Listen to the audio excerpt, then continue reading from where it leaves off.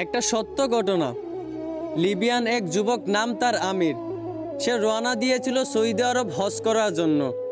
এয়ারপোর্টে পৌঁছানো মাত্রই তার নামে একটা সমস্যা হয়েছিল, আর এই সমস্যাটা সমাধান করতে করতে প্লেনের দরজাটা বন্ধ করে দেওয়া হয়েছিল। পাইলটকে অনেক রিকোয়েস্ট করা হয়েছিল যে দরজাটা খোলার জন্য, কিন্তু পাইলট দরজা খোলার অনুমতি দিলেন না। অবশেষে আমিরকে রেখেই প্লেন উড়াল দিল।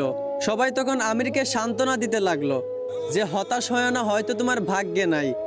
আমির তখন বলল, আমি হতাশ হই নাই, আমি মন থেকে খাঁটি নিয়ত করেছি, অবশ্যই আল্লাহ আমার এই আশা পূরণ করবেন। কিছুক্ষণ পর খবর আসলো যে প্লেনে একটা সমস্যা হয়েছে। আবারও প্লেনটা এয়ারপোর্টে ফিরে আসলো।